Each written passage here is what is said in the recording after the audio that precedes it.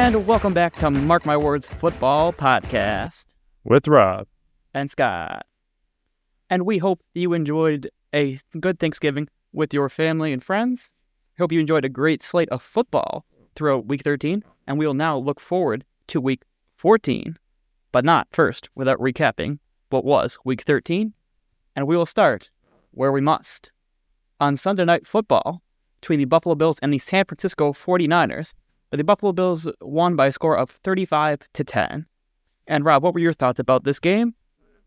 Well, first, before I address the Bills' fantastic performance, I want to shout out to, not a shout out, but kind of a call out to all those stingy, annoying nerd fans of the NFL that say, oh, snow games ruined the game. They ruined football. It's like, just shut up, go away. No one likes you. No one cares about you. Snow games in the NFL are one of the best times. Like, I love watching the snow games. It just adds such an extra element. And if your team can't perform in the snow, it's not a fluke. It's not like an unfair advantage to one team or the other. It's just like, no, this is part of the game. This is part of the field of play, and you have to adapt to it. And if you can't do it, then that's totally on your coaching staff, on your players. So, agreed. Although like the broadcast seems to always like to mention like, oh, Buffalo's used to this weather. They practice in it. No, they don't. They practice in a heated field house. They do not practice in the snow. So get out of here with that too. Yes, now they do play in the snow more than like other teams. But yes. They were, the announcers were saying that they practice in it. They absolutely do not. And okay, first of all, even if they did practice it, there's nothing stopping the 49ers from practicing in it too. I mean, these teams are billion-dollar teams. There's nothing stopping San Francisco or any other team from going up north and practicing on, in outdoor fields or even simulating it in an indoor stadium. Like, there's nothing preventing any team from doing that. Yeah, but I definitely agree with you. Snow games are very fun. I'm here for them. Absolutely. And, getting that out of the way, this was a fantastic game. I mean, the Bills definitely looked like they were more adept for the snow. They looked like they were ready for it, but the 49ers definitely did not. I mean, the Bills' defense really came to play. Holding Purdy to 94 yards on the game is pretty incredible. They were a little bit loose in the run game, but they forced 3 fumbles on the 49ers, which really just absolutely hindered any momentum that the Niners were getting. And so for me, the Bills just looked completely dominant in this game. They looked like there was no beating them right from the start, coming out just scoring touchdown after touchdown after touchdown, really not giving the 49ers any room at all. Yeah, like for me, it just felt like everything for the Bills just bounced their way, just literally everything. Not a single thing went wrong for them. Every bounce, every fumble, everything just went their way. Absolutely. And that one play that everyone's talking about, rightly so, one of the most fun plays I've seen all year, where Allen throws it to Amari Cooper. It looks like it's just a dead play.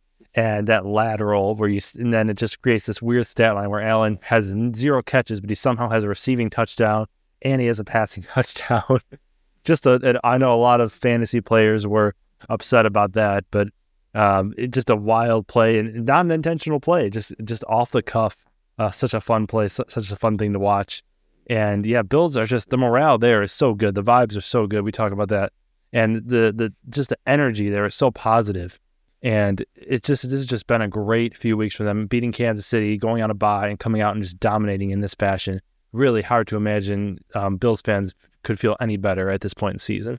Yeah, for me as a Bills fan, certainly, like I talked about this with my family, it's like at this point in the season at 10-2, like I could never even imagine that it would have gone this well. How good the offenses looked, like it was just really unimaginable for me at the start of the year, and I'm here for it. I'm very happy to see it. Absolutely, and first team in the league to clinch the division this year. Very, very good on the Bills this week. For San Francisco, it's kind of been a sad year. I was, considering having them miss the playoffs before the season started. I thought the injuries to McCaffrey would hinder them a little bit and Purdy would have a regression. Both those things are true, but they have been devastated by injuries this year. Have like the second most injuries in the league behind the Panthers. So a tough loss for the 49ers. It's going to be very difficult for them. And now McCaffrey being out for the year, looks like their season is just about washed at this point. Yeah, they would need a lot of things to go right for them to make through. Although I would disagree that Purdy has regressed. I think he's been very good this year. I think he's regressed definitely if you look at the numbers, for sure. I mean, he was first in almost everything last year: completion percentage, passer rating, TD interceptions, This year he's been middle of the pack. But, I mean, I guess you could say, I think maybe he's grown in maturity, learning how to lead the team and then kind of put him on his back. But I haven't really been too impressed by him. I think overall he has not come through and delivered when they've needed him the most. Fair enough. And from there, why don't we go ahead and move on to our second team, the Green Bay Packers, where on Thanksgiving they were able to defeat the Miami Dolphins by a score of 30-17. And what did you take away from this game? Well, this was an extremely fun game to watch for myself. On Thanksgiving night, watching the Packers play, how can you beat it? Packers also dominating in this one. A really good, fun game to watch from them. And even though the box score, if you look at it, it looks like a lot of the statistics were close. It really did not feel that way. Packers really getting out to almost an insurmountable lead in the first half. And the running game was just absolutely elite in this one. Josh Jacobs has been a godsend for the Packers this year. And looking at Aaron Jones and the struggles he's had, especially with fumbling, it just really seems like, man, we made the right decision. Even when we're in a game where he only ran for 43 yards, you could just feel the Dolphins closing in, really trying to stop him, which really in this one opened up the passing game. Jordan Love throwing for 21 for 28, 274, and 2 TDs. It really seems like you have to pick your poison with this Packers team. If you're going to play the pass, then Josh Jacobs is going to eat you up. If you're going to play the run, Jordan Love and that talented receiving core is just going to slice you all day. Yeah, absolutely agree. A lot of teams, a lot of people have talked about the pick your poison, we're going to feed everybody offense. But I feel like there's a lot of times it hasn't always played out like you thought it would. But I think absolutely the Packers are a team that can truly do that and truly do it effective. Yes, absolutely. And this is just an absolute, I mean, this team was built, I don't think this team was built around Jordan Love. I think this team was built around Matt LaFleur and how he wants to call offense. Like all these receivers that they have, Tucker Kraft, Christian Watson, Dontavian Wicks, Jaden Reed, Dobbs when he's healthy. Like you truly don't know who's the number one target and you don't know who to double. You don't know who's going to be the receiver on any given play. And all of them are I think, are very talented receivers capable of tearing you up. I mean, in this game, Jaden Reed was the go-to guy in the red zone, scoring 2 touchdowns. But Tucker Kraft was the go-to guy for the majority of the game, 6 catches, 78 yards. So it's just so frustrating as a defense because you really just don't know what's going to happen. Yeah, absolutely. And just like I've talked about the past few weeks, my trust in this team has continued to grow over the past month. Absolutely. I think they're on fire right now. And I really like just everything that's been going on in Green Bay. Yes, crazy to say that they're only the 6th seed in the NFC. Just a wild. At a 9-3 record, being 3rd in your division is absolutely crazy. Yeah, for sure. I think we all had, or a lot of people would imagine that probably 3 teams are going to make the playoffs out of the division, but at the records that they're all at is really awesome. It's just cool. Absolutely. And the Dolphins, I know we give them a lot of hardship for their play in the cold, and that definitely continued. But they didn't play a terrible game. I didn't think they played a terrible game. Tua had a pretty clean game by, especially for him playing in the cold. He played a much better game than he usually does, throwing for 365 yards and 2 TDs, albeit the Packers definitely played softer after they got up on that big lead. But I still think that, the Dolphins, after Tua has come back, they've definitely looked like a very competitive team. So I don't think the Packers just walked all over a cupcake in this one. Yeah, I would agree with that too. Yeah, I mean, I'm not saying the Dolphins are an elite team or even a legitimate playoff team, but I don't think this was a game where you just kind of write it off as, that was a cupcake and there's nothing to take from it. I think the Dolphins are a worthy opponent and the Packers played a great game against a worthy opponent. Yes, I absolutely agree. All right, and from there we go on to Scott's highly esteemed Clown of the Week for NFL Week 13. Everybody loves a good clown, and now it's time to meet the NFL's Clown of the Week for this week. And this week, the Clown of the Week in the NFL is Chicago Bears head coach Matt Eberflus.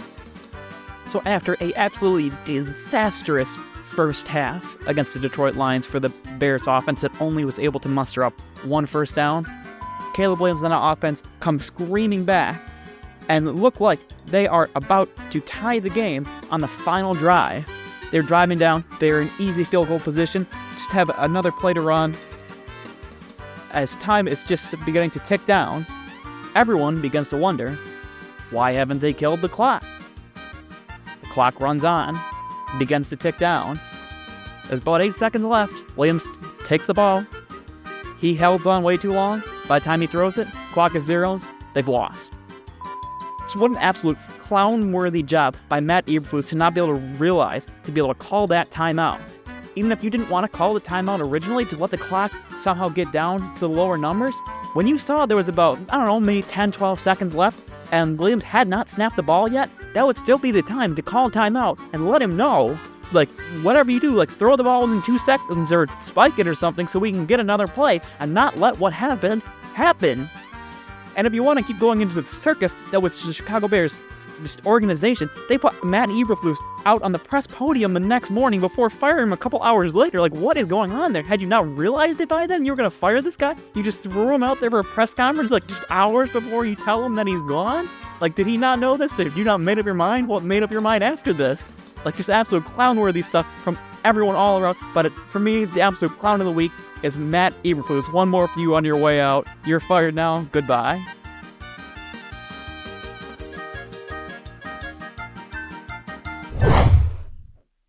All right, and from there, we move on to the third edition of NFL Quarterly Tiers, in which we separate all 32 NFL teams into 5 distinct tiers and rank them from worst to best. First, we start off with the bottom feeders, the teams in the league that are the absolute worst teams. These teams are or should be vying for that number 1 draft pick. From there, we move up the ladder to the mediocres, teams that are not quite bottom feeders, but nowhere near the discussion of a playoff caliber team.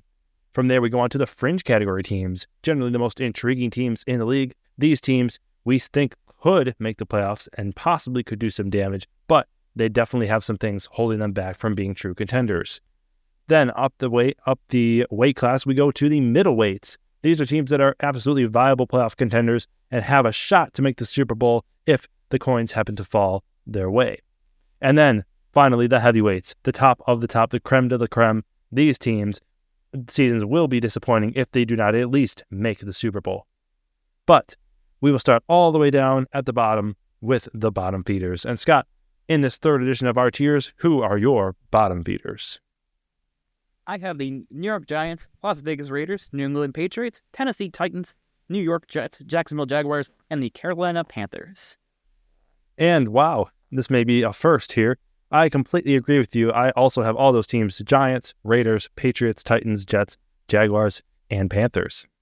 Yeah, and not a lot has changed in this bottom feeder since the last time. Maybe just a little bit of movement. I think maybe I had the Titans or the Jets or somebody up a little in the mediocres, but yeah, that's about it. Not a whole lot has changed in this bottom feeder tier since the last time we did this. Yes, absolutely agree. Jets are the big one for me, downgrading them from mediocres. After that game against the Seahawks and just how it ended, them making the same exact mistakes that they made all season. We probably both should have done this a couple weeks ago, but they're there and there they will stay. Absolutely. And going on up to the mediocres category, who do you have in this tier? I have 7 teams in the mediocres, and that would be the Chicago Bears, New Orleans Saints, Dallas Cowboys, Indianapolis Colts, Cincinnati Bengals, Cleveland Browns, and Miami Dolphins. Well, wow, you can definitely tell the season is coming to a close, as I also have all those teams: Chicago Bears, New Orleans Saints, Dallas Cowboys, Indianapolis Colts, Cincinnati Bengals, Cleveland Browns, and Miami Dolphins here. Now, most interesting teams here are, I would say, Bengals and Dolphins. Yeah, absolutely. The question I was about to ask you was, was there any teams that you considered, moving otherwise? And for me, it would have been those 2 teams. For Cincinnati, for me, they're number 5 in points for this year. So it's absurd to have a team that's had such a good offense down there, but their defense has been, worse than their offense has been good and has just absolutely killed their season. If they were even able to have an average defense, they would probably be in the heavyweights, if not at least the midweights. Absolutely. And the Bengals, I think they've had so far the best receiver this year in Ja'Marr Chase and the best quarterback play, arguably, in Joe Burrow. I think Lamar and Burrow, stats-wise, are very close. But Burrow has been absolutely exceptional. I picked him to be the MVP this year. and I think he's been playing like MVP caliber, but just the defense is truly just awful. It's the worst in the league. And when you consider just the things the offense has been able to do and the offense producing that well, it's just been super frustrating if you're a Bengals fan to watch your team week after week, your offense just doing elite things, putting up so many points, and your defense unable to make a stop like ever. Just one stop. I mean, like, come on. Like, what are we doing here? And for me, I wanted to hold on hope for the Bengals. I really did. I picked them to win the division. I thought they could have a great year. And just seeing that game against the Steelers, a game in which I picked them to win, just like, okay, we've seen enough. Like, this defense is what it is. The Bengals, they have no shot. I mean, you cannot be a viable playoff contender with the defense that bad. Yeah, I mean, like, I had, like, kind of held out hope as well, that, like, it was going to turn around at some point. Like, at some point, we got to, like, regress to the mean here, but it's never happened. Like, and this week, I think, was probably the worst of it, like, allowing over 40 points. Absolutely. And the Dolphins, I think the Dolphins are, they are a team that I do think they would probably be in the fringe, except for one crucial component, and that's how they play in December, which is awful. So they're going to have a few cold weather games. They're closing out the year with the Jets and the Browns in New York and in Cleveland. Those are pretty much guaranteed losses with how they generally play in the cold. I know they played a little bit better against Green Bay, and then they have games against the Niners and the Texans.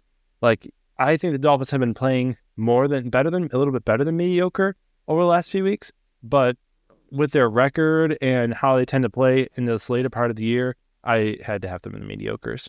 Yeah, just like what's going on with their season and even the potential of it. I ended up having decided this is where they belong. Yes. And I was a little bit surprised because I think you kind of picked the Dolphins to win a couple surprising games, and you were right. So I thought you might have had them in the fringe, but good to see that we both agree on them. Absolutely. And I think we'll get in now where we definitely begin to disagree. Yes. Now going up to the fringe category. And who did you have in this tier? So I will have 7 teams in the fringe contenders, and that would be the Tampa Bay Buccaneers, Arizona Cardinals, San Francisco 49ers, LA Rams, Atlanta Falcons, Seattle Seahawks, and Denver Broncos. And in the fringe category, I'll have 6 teams, including the 49ers, Commanders, Texans, Seahawks, Falcons, and Cardinals. Whew. Yeah, so like I said, definitely some differences here. So where would you like to start? Well, I'd like to start with the LA Rams, a team that I picked to go to the NFC Championship game to start the year. A team that I've marked my words many times that they would win the division. And I listened to the podcast last week with your Rams slander. That's absolutely ridiculous. And so I just want to see, why do you think they're a fringe team? They are in the 20s in points allowed per game. In terms of points for per game, again, like, they're down in the middle. Like, they're nowhere near the top. Like, with the teams that they've lost to, I see no reason for them to be any higher than where they are. I think they have absolutely earned the spot in the fringe. I see them no better than teams like Seattle and Arizona. Well, I think that's absolutely ridiculous take. I would think it's less ridiculous if you had them in heavyweights than fringe. I think they're closer to a heavyweight team than a fringe team. And the reason being is, one, they have a Super Bowl winning head coach who I think is a top 3 coach in the league. They have a Super Bowl winning quarterback who once maybe was top 5, definitely I think a top 10. And you have 2 great receivers, a good running back. And that being said, they also have 6. They're 6-6. They have 5 games left. They're going to be favored 4 out of their last 5. They're going to be favored against the Jets. They're going to be favored against the 49ers because of all the injuries. And then they're at home 2 games against the Cardinals and Seahawks. So if we're going with the favorites, we're going with the line, they're going to finish at 10-7 and they're going to win this division. I think they have a shot to upset the Bills in this week. I know the Bills have been playing great. I don't think that's going to be a blowout. I think it's going to be a very close game. The Rams, to me, I know that they've underwhelmed us a little bit with that loss to the Eagles. But this Rams team, over the last few weeks, they've been pretty good. Like, you look at their wins. They've beaten the Vikings, right? Vikings only have 2 losses. One of them were to the Rams. They've beaten the Seahawks, who have been going on a tear. And then, wins against Patriots and Saints aren't that impressive. But the Rams I think they're getting it together. And these last 5 games, like I said, the quality of teams are not the highest. I think they're really going to be able to get it going. They they in the last month they've lost to Miami, got absolutely murdered by Philadelphia, barely beat New England, and then they barely beat the Saints by a touchdown this week. Like, I don't know what you were seeing. If you want to project that they're good, like, okay, that's one thing, but to say they've been good, they've not. Oh, I think they absolutely have been good. I think they've been a very clutch team. I think they're similar to the Chiefs. I don't think they're pulling out all the stops right now. And so the fact that they've not been good. Their able to record indicates this. Every metric indicates this. They have not been that good a team.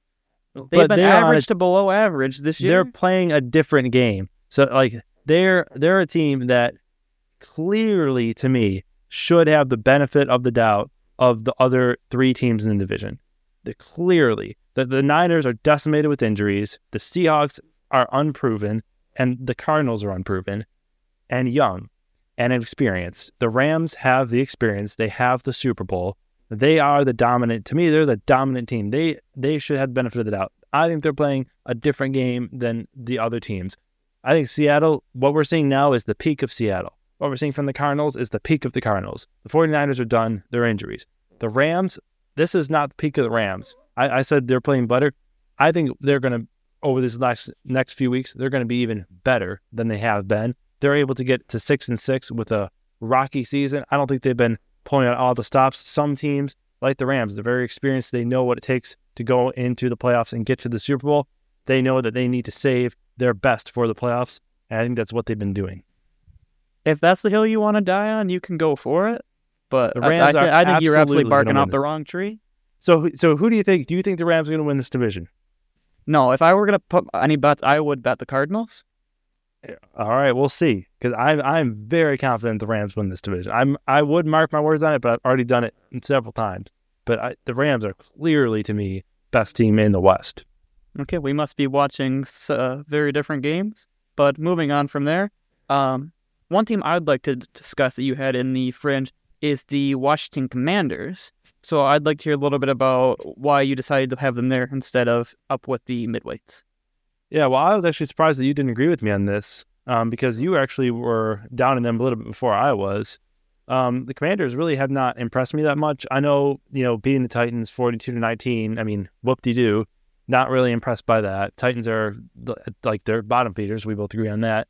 To me, I've said this before, blowing out bad teams, like I gain no information on that. Like, unless you're a team that I am questioning is good at all, if you blow out a bad team, that doesn't really do anything for me. So really no new information was taken from that game.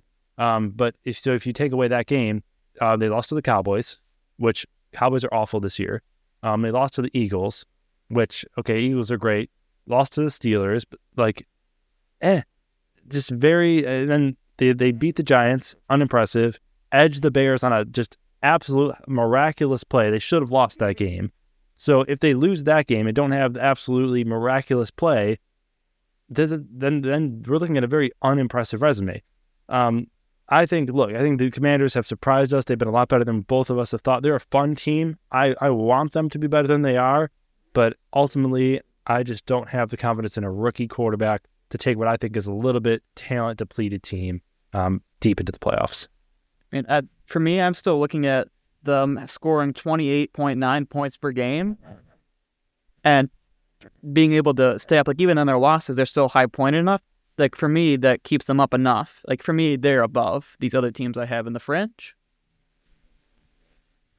Yeah, I am surprised by that because I thought that when they played the Eagles, I said they were a verifiably good team, and you kind of pushed back on that. But since then, they lost to that game, the Eagles, and they lost to the Cowboys. So I don't know. I don't know what you were seeing that made you more confident in them since then, or not less. Because I think certainly before the Eagles game and now, like, I think we had a right to be more confident in them before the Eagles game.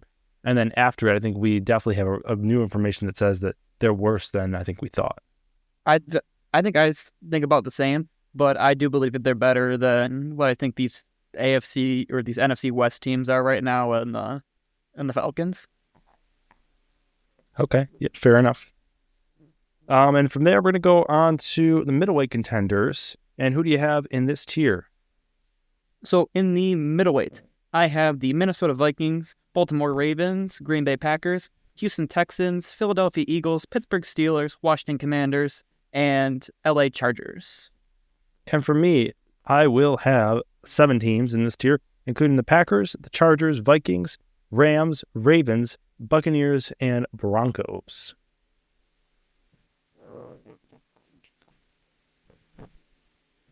One team I guess we can talk about starting, because I almost want to bring it up on the fringe too.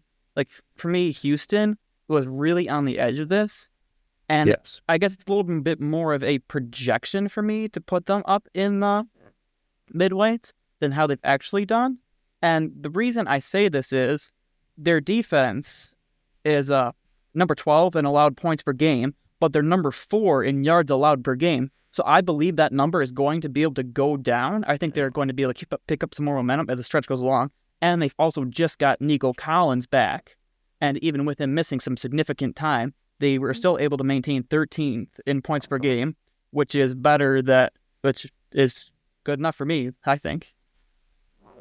Yeah, this is one I questioned a little bit, but ultimately what made me put them in the fringe was that they remind me a lot of the Eagles from last year, where the product on the field doesn't look all that terrible. I mean, they've definitely had some bad games, losing to the Titans a couple weeks ago, losing to the Jets a couple weeks before that. And they've definitely had, weaknesses on the offensive line for sure. But it looks like the team isn't all that motivated. And the last week's kind of, close ending maybe sparked some more motivation in that team. They looked a little bit more lively towards the end of that game. But I don't really see the morale. We talk about vibes. We talk about morale. I don't really see that from this Texans team. And they got some tough games coming up here against the Chiefs and the Ravens. I think they probably lose both of them. I don't really see this Texans team being a legitimate contender this season. I think they're probably still a year away. I think this team exceeded expectations a ton last year, and I think that kind of fooled us a little bit, and now we kind of overrated them this year. Okay. But absolutely, I think they're close. Of the teams that I had in the fringe, I think they would probably be the one, if I had to choose one to promote to this middleweight category, it'd probably be them. Yeah, I felt like it was a little bit of a stretch, but for me, I think I'm projecting enough that I think that they are going to be good to finish the year. So that's why I have them there. And also a team that I would like to talk about is the Philadelphia Eagles. So the Eagles are a team that I think I think that we have been very impressed by, very surprised by as well. A team that we really didn't have a lot of confidence in. And I think that they have been incredibly good, worthy of the heavyweight title. Why do you only have them in the middleweights? I guess the only reasons would be I don't think they're quite on the level of Detroit, Buffalo, Kansas City. And I'm not going to deny they've been good. Even the metrics are pretty good. But I just have a feeling that they're not going to be able to finish it off. So I guess it's more of a feeling than anything else, so sue me. Oh, yes. Look, it took me a long time to shed that feeling because, like I said, I don't think Nick Sirianni is a good coach at all. And I don't think the Eagles, I don't think it was just a fluke of what happened at the end of last year. I think that was a true look into the leadership of that team and how they are not up to par. But when you look at Saquon Barkley and what he's been doing this season, I think that really is just it was an incredible move by the Eagles and Howie Roseman to go out and get Barkley. And he just provided this team with absolutely new life. And you look at the wins they've had over the last few weeks, beating teams that are good teams, Commanders and Rams and Ravens. Like, those are really good wins. And just this year, I've just been very impressed. I've been looking for ways to not be impressed with the Eagles, but what they've shown over the last few weeks and the last couple months, I've been really impressed. I can't, despite my own personal bias, I can't hold it against them anymore. Yeah. I'm going to have personal bias, so sue me. I can't blame you because I think there's some validity to that. And maybe you think that, in the playoffs, that leadership might come, it might show up. But. And I think eventually, you brought up one week, there was some weeks where Barkley was down. He was really down. And I think we might run into that in the playoffs, where if that's the only thing that's keeping you in games, if that fails, what do you do now?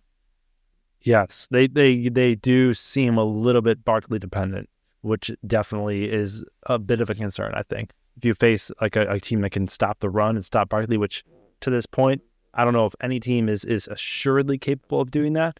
But if they do run into a team like that, I think maybe the Vikings could be the best candidate to stop Barkley, but we'll see. It could. Yep. That could be what does them in. Yeah. And from there, we're going to move on to the top, the heavyweight contenders. And who do you have in this tier? And for me, it'll be just 3 teams in the heavyweights, and that is the Detroit Lions, Buffalo Bills, and Kansas City Chiefs. Well, I agree with all of those teams, but also I will add 2 more, Eagles, which I already mentioned, and the Pittsburgh Steelers. So, of course, we'll start where we must here. So, we're going to do this again? Oh, no. I don't know what you have, my friend. You have no leg to stand on here. Yes, I absolutely do. I absolutely do. The Pittsburgh is 14th in yards per game, and they have 20th in pass yards per game. They are 19th in pass yards allowed per game. They are 10th in points allowed per game. Both Tampa Bay and Minnesota are better. They are 6th in points per game allowed. Minnesota, again, is better. And they have lost to Cleveland, Dallas, and Indianapolis, all who are in the mediocres. So if you mentioned earlier, who were we talking about? You said they lost to Dallas, so you wanted to knock them down because when this team has lost to both Cleveland, Dallas, and Indianapolis, and you want to put them in the heavyweights, I think they absolutely belong in the midweights, but anything above that is just insane. Okay, well, I'm not counting the losses to Indianapolis and Dallas because they had their backup quarterback playing in those games. So now they have their real quarterback. They have their starting quarterback, Russell Wilson. Since then, they've only lost one time, and it was a Thursday night snow game against the Browns. And look, I know, and it's a divisional game. So look, that was a bad loss. Is what it is. But that's only one loss. And besides that, they've looked fantastic against playoff teams. Threw you this stat earlier. Top 3 teams, Chiefs are 4-1, Lions are 4-0, Steelers 5-0 against playoff teams. Can they beat the best teams? I wonder. Actually, no, we don't have to wonder. They can. They're 5-0 against playoff teams. They beat nobody else in the heavyweights, though. Well, they will soon. I believe they face Kansas City coming up. Yes, they will. I think they can win that game. Baltimore was a team that we had in the heavyweights, but maybe because of the fact that the Steelers beat them, they're no longer in there. I think they have a shot to beat the Eagles as well, who are in my heavyweights. But the Steelers every single year they're solid. So we know they're always going to be a good team. If they're solid, the midweights are where the solid teams go. Right, but this year they have the thing that's been preventing them from being a heavyweight, and that is reliable, great quarterback play. Russell Wilson is going to absolutely fail. He has not been good this season. He has been great. He has just reinvigorated this team. You look at this team, if you had no context of who they are, which you don't even need context. If you had context, you'd be more impressed. But if you had no context, you would think, oh, this is an elite team. This is a team that can win in an 18-16 game against a divisional rival. Or they can win in a 44-38 game. Doesn't matter. You want low scoring? We can do that. You want high scoring? We can do that. You want to win on the road? We can do that. You want to win at home? We can do that. The Steelers can do it all. Every scenario. Have a high-scoring game against somebody other than the Bengals. Hey, we'll see. We'll see. But the Steelers, they have a great defense. Your monkey man statistics, they're not going to fool me. You watch what you see on the field. You know the Steelers are as clutch as they come. Yeah, I've watched every single game of theirs. Russell Wilson is going to fail. Mm-mm. He is absolutely to fail. He is going to flame out, and they will lose. So the Steelers, I think that you can only definitively say that 2 teams are better than them in the AFC, the Chiefs and the Bills. Okay, and I'm not. I think it's okay. That's fine. Look, I'll take that. That's perfectly fair. But I don't even think you could definitively say that the Bills are better than the Steelers. No, absolutely. You think you could? Okay, so let's take a look at this here. So on one hand, we have a quarterback whose career highlight is losing in the AFC Championship. On the other hand, we have a quarterback who has made 2 Super Bowls. Won one of them, should have won 2 of them. So we know that Russell Wilson can do it. Josh Allen's been playing great. I love how he's been playing this year. Russell Wilson's been playing great as well. So on one hand, we have a quarterback who has played well his entire career except for 2 seasons, really only 1 season because he played decent last year. Now he's playing well again. What a shock. He's made 2 Super Bowls. And with a team A decade ago, he's 36. That's not that old. We see a lot of quarterbacks have success at that age. Matthew Stafford winning the Super Bowl, Tom Brady being great. I mean, 36 is not that old. Typically, when we go to like quarterbacks, you think they start getting older, more like 39, 40.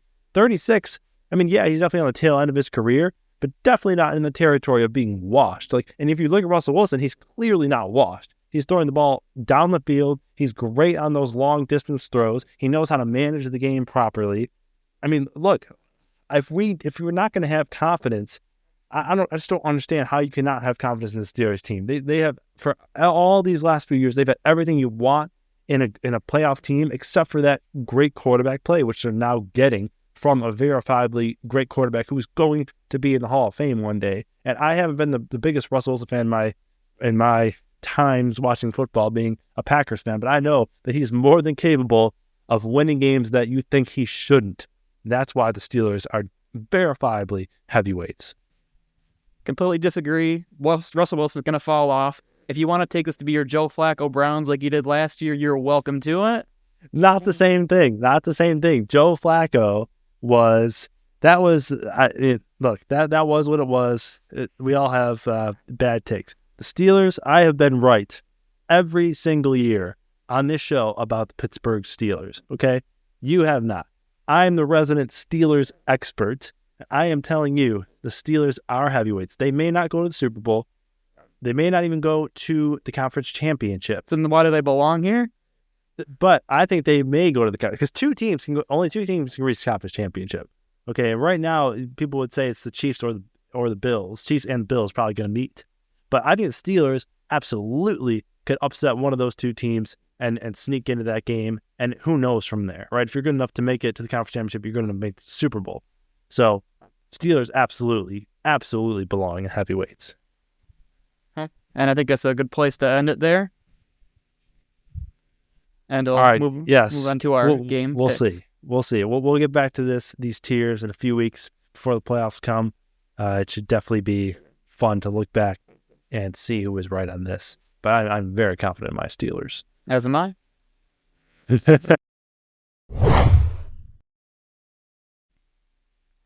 All right. And now, reluctantly, as I am, because I'm clearly right on this, we're going to move on to NFL Week 14 in a game between the Green Bay Packers and the Detroit Lions on Thursday Night Football. And who do you think takes this marquee divisional matchup?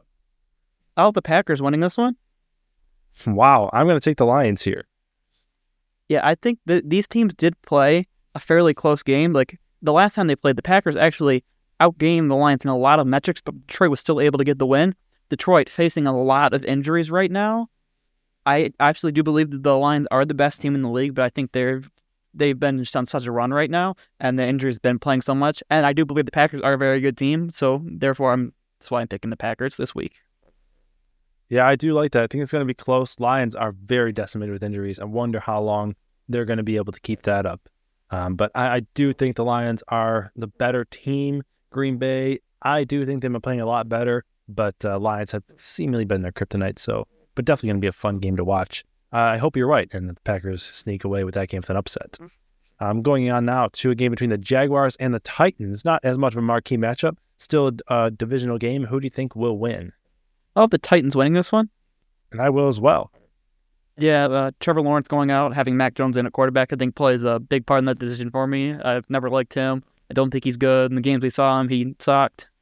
Titans have not been a whole lot better, but I guess it's been a little something from Will Levis sometimes lately. Yeah, and he's looked like an NFL quarterback now, which is definitely something you couldn't say in the first part of the season. Not saying he's looked amazing, but he's looked like a solid NFL QB. He hasn't been losing them games actively. Yes, and he even won them, or he played a good role in winning that game against the Texans. Yeah. So, yeah, I think they're definitely the better team with Mac Jones in leading the Jaguars. And going on to another divisional game here, we have the New York Jets taking on the Miami Dolphins. And who do you think takes this one? I'll have the Dolphins winning this one. And I will as well. Yeah, unfortunately, these are two teams that had a lot of high hopes. I think both fan bases thought their team would win the division this year, and both are pretty much already out of things. Dolphins hold on to just the slimmest of hopes that they could sneak in, but need a lot to go right. Yeah, Dolphins are the Jets, their season's over. Dolphins do, I guess, technically have a shot to make the playoffs, but with the Broncos being 8-5, holding on to that 7 seed, and the Dolphins being 5-7, it looks pretty unlikely at this point. The Jets have been, just for me, in and out, the most frustrating team to watch. A team that I had high hopes for, picking them to win the division. I feel completely like an idiot now, as many people do. I'm not alone in that. But watching them and just watching Aaron Rodgers, it's just been so frustrating and almost downright depressing. And to me, like, Aaron Rodgers, full disclosure, is my favorite NFL player. Just so many great memories watching him play for the Packers. But I think at some point you just have to say, all right, this is it. Like, this is the end of your career. You have to hang it up. And I was doing some research after that Jets loss to Seahawks. And going back to that 2022 Packers year, the last year we saw Rodgers play, he looks very similar to that game. You look at his yards per game, he's actually gaining a little bit more this year. Touchdowns, he's on pace to have almost the same. Interceptions, almost the same. Completion percentage, almost exactly the same. Passer rating, almost exactly the same. He's playing pretty much the exact same season as a player as he was in 2022 when the Packers went 8-9. But this Jets team is 3-9. And for me, I think the biggest difference has been the coaching. And so, but even so, I just don't. I think this is who Rodgers is at this point. He's not ever going to be that great quarterback that we're going to see, and I think it's time for him to hang it up. Yep. And from there, going on to an interesting game between Kirk Cousins leading the Atlanta Falcons back into Minnesota. Possible revenge here for the Falcons? I think that there is, as I have the Falcons winning this game. And I will also take the Falcons here. Yeah, and I think we talked about when we were off the air here, the Vikings are kind of due for a loss.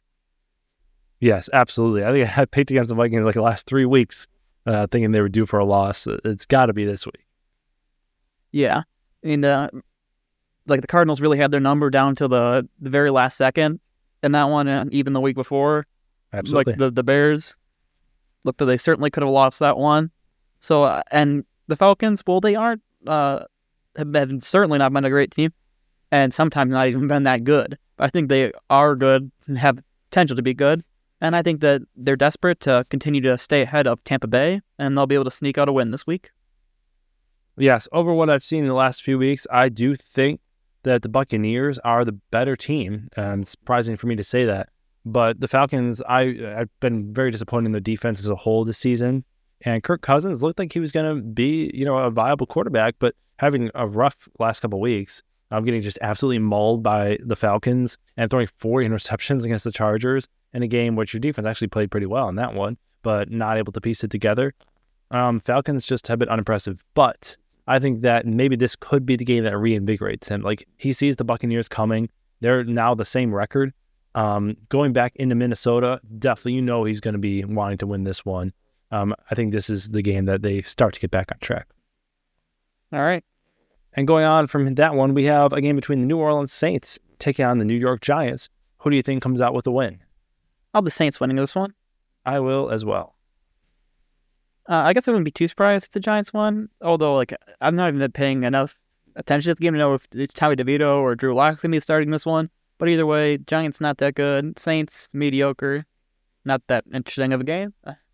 Yeah, I completely agree. Saints, Giants, neither team really in contention. I see some fans of the Saints saying, oh, maybe we can win this division. No, you can't. You absolutely cannot. You'd have to win out. You're not a good enough team to do that. It is going to be Drew Lock starting for the Giants.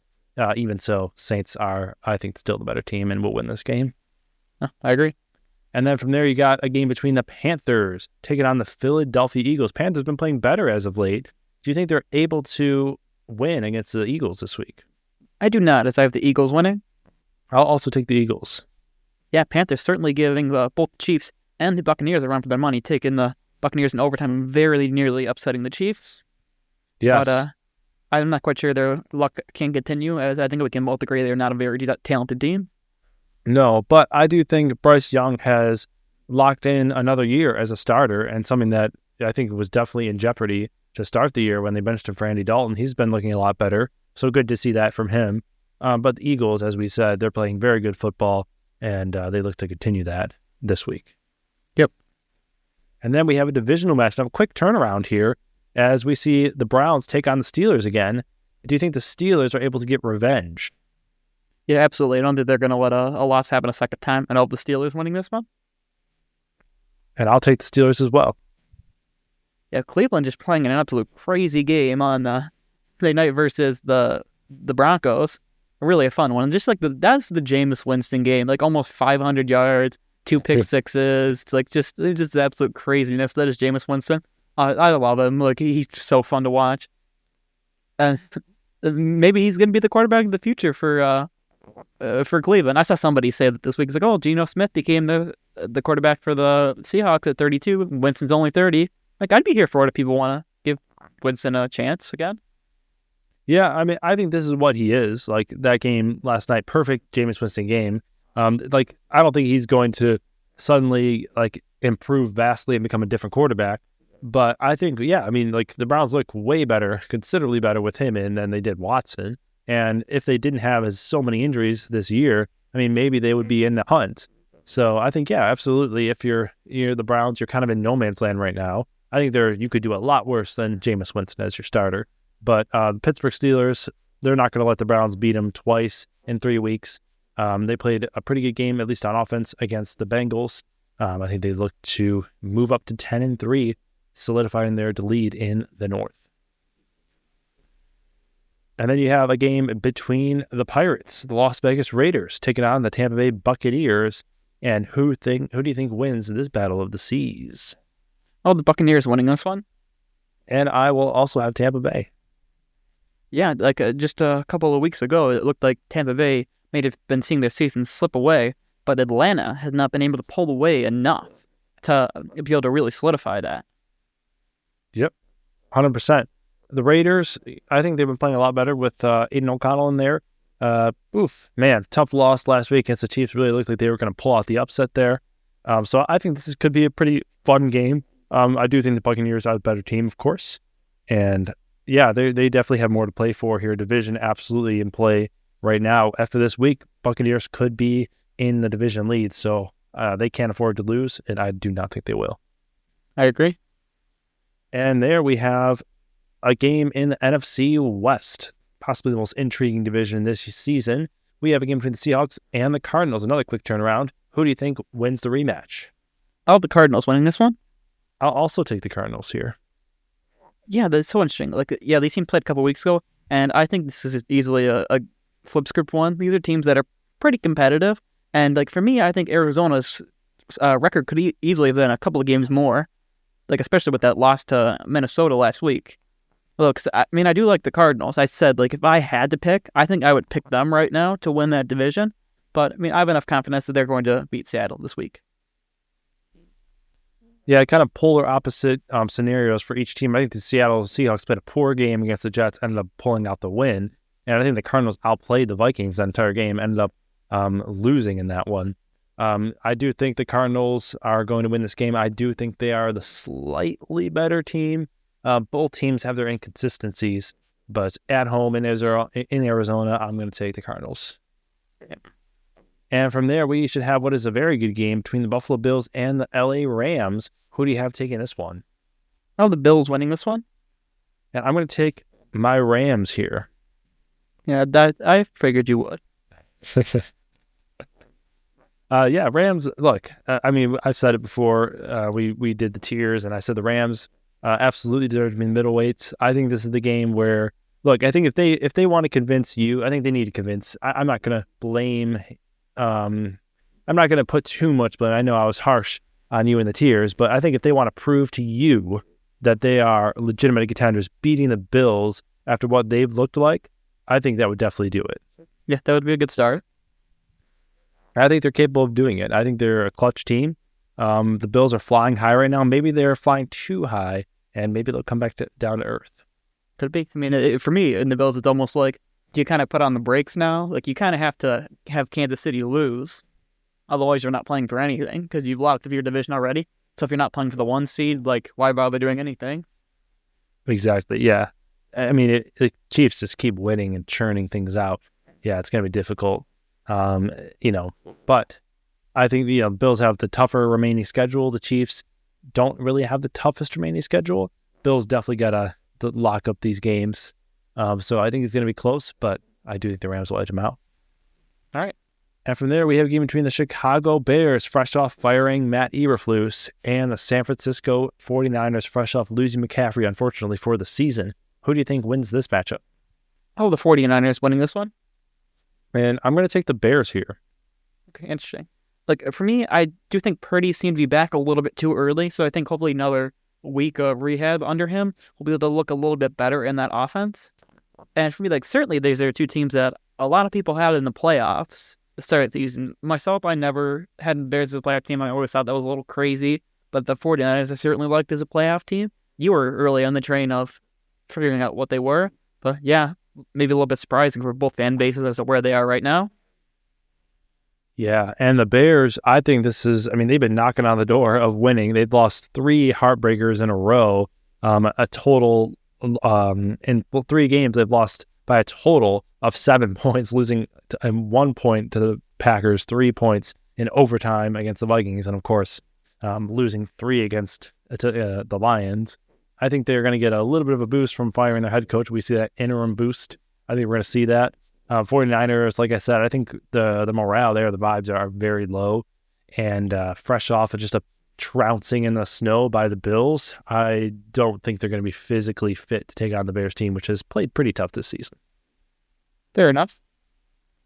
And from there, we go on to a game between the Los Angeles Chargers and the Kansas City Chiefs. Who do you think takes this one? I'll have the Chiefs winning this one. And I'll also have the KC Chiefs.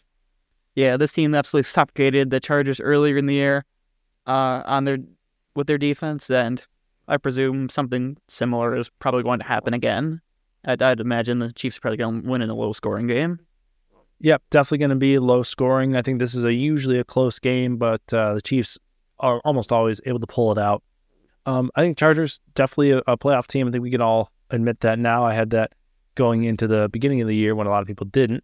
And they've impressed me. I think they've been even better than I had thought. So I think they could have a chance to upset the Chiefs, but just the way the Chiefs have been going, the way the ball has been bouncing for them, it's just really hard for me to pick them to lose. Yeah. And to conclude the week, we have a game between the Cincinnati Bengals and the Dallas Cowboys, probably a game that the NFL thought would be, under more exciting circumstances than as is present right now. That being said, who do you think wins it? Oh, the Bengals winning this one. And I'll also take the Bengals. Yeah, I think they finally run into a team that I don't think can outscore them. Yes. That's hard to... I mean, with that defense, pretty much the any team is capable of scoring 40 points. Cowboys definitely have looked better, but the Cooper Rush magic will surely come back down to earth. Yes, I agree with that. And yeah, I think I agree with what you said a few weeks prior. In that Trey Lance, I think this is your season is dead. Cooper Rush, everyone knows what he is. I think you should be trying to play Trey Lance.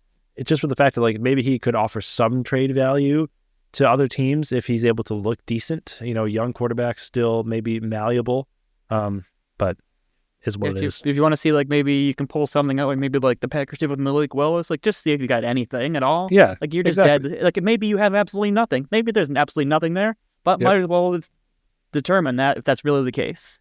Yeah, 100% agree. All right, and from there, we're going to go on to our Against the Spread picks. And we're doing pretty good this year, both above 500. Scott with the win, picking the Seahawks at -1.5. He's up to 7-6 on the season. Last week, I picked the Packers -3.5. That was a huge winner. I'm now 10-3 on the season. So, Scott, what do you have for this week? So this week, I'm going to take the Atlanta Falcons +5.5 at Minnesota. Like I said, I picked them outright to win this game. You did as well. I think 5.5 is absolutely an easy cover for them, especially with how the Vikings have been playing. Even when they have been winning, they have not been winning by big margins, both being very close wins for them. So I think even if the Vikings are able to get out a win, I don't think it's going to be more than 5.5. All right, so I had a lot of rogue underdog picks, with the Rams winning, Bears winning. But I'm going to go with the Chargers here at +4. I really like this line, getting more than a field goal against the Chiefs team that really has been flirting around with some of the bottom feeders in the league. I think the Chargers are certainly a capable team, and when these two teams play, it's always close. I think this is a game where the winning team is probably going to have less than 20 points, and so +4 is way too big. Give me the Chargers +4. Good stuff. And from there, why don't we transition over to Rob's fantasy starts and sits of the week and let everybody know what you got dialed up for this week. All right, yes. So was not able to do it last week, but we're back here. Got some fresh starts and sits for you. So let's begin with the starts. And I'll tell you this week to start, the Giants running back, Tyrone Tracy Jr. He is clearly the number one back now in New York, exceeding Devin Singletary's play. Although his carries have gone down after the bye, only having 9 carries apiece in the last 2 games, I think that's been more largely due to the Giants getting down early in games.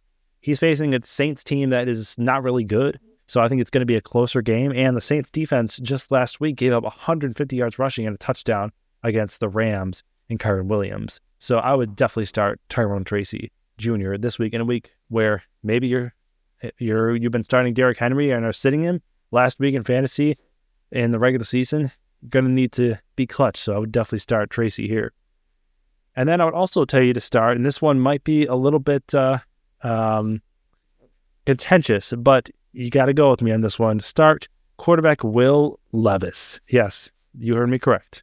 He's had 3 games with over 200 yards in a row, with 66 rushing yards and 5 touchdowns in that span. Facing the Jags defense, they are 32nd in the league against quarterbacks. With Mac Jones, they're going to have even less time of possession than they usually do, giving the Titans ample opportunity with the football. I would definitely start Will Levis this week. I think he's on an upward trajectory, looking like a legitimate NFL quarterback. And then in the sits, I would tell you to sit Arizona running back James Conner. Last time he played Seattle 2 weeks ago, he went 7 carries for 8 yards. He's playing the Seahawks again, and I don't expect him to do, I mean, that's just astronomically bad. He'll do better than that, but he won't have a great game. He's had a mediocre game versus Minnesota last week, and although he's been generally pretty reliable, there are much better options this week. So I would tell you to sit James Conner. And then I would tell you to sit quarterback Patrick Mahomes. So I'm telling you to sit the best quarterback in the league and start possibly the worst. You got to do it. I mean, sometimes, this is week 14. If you're a team that's on the edge, you need to shake it up a little bit. So sit Patrick Mahomes. He's been altogether mediocre in fantasy. You really shouldn't have been starting him any week in fantasy. He's been a huge disappointment, only throwing for 250 plus yards and multiple touchdowns twice this season. Last time he faced the Chargers, he had less than 250 yards, only 1 touchdown and an interception. So definitely sit Patrick Mahomes this week. Good. And from there, we're going on to Scott's Parlay. So how did you do last week? What do you got cooking up for this week? So last week we were back in the winning column, courtesy of the Colts, Chargers, and Rams. So we'll see if we can continue that luck this week. That's what I've got dialed up. So for this week, I have got the Green Bay Packers. Like we talked about, Packers facing the Lions. They're underdogs in this one, but the Lions are very banged up, and these teams played a close game just a few weeks ago. So I like the Packers. I also like the Arizona Cardinals. Speaking of teams that just played, they'll be playing the Seahawks, and I don't think they're going to be able to take a loss again this time. So even as favorites, I do definitely like Arizona. And finally, I've got the Buffalo Bills. They're taking on the LA Rams, and I like this team. I'm confident enough. Even with this number I've got, I'm confident they're able to get this win and bring me some value to this bet. So this week, bet on the money line, Green Bay Packers, Arizona Cardinals, Buffalo Bills. All right, good stuff there. Looking to have more success going into NFL Week 14. And this is really crunch time here, especially in the NFC, which has been looking a lot better this season, kind of been viewed as the weaker conference. I think those narratives are over with now. Going to be very exciting. Got some really great matchups. And we thank you guys for listening to this podcast. Your viewership is greatly appreciated. Feel free to like, follow, subscribe, and share. And this has been NFL Podcast, Mark My Words, Football Podcast with Rob and Scott. And we are tuning out.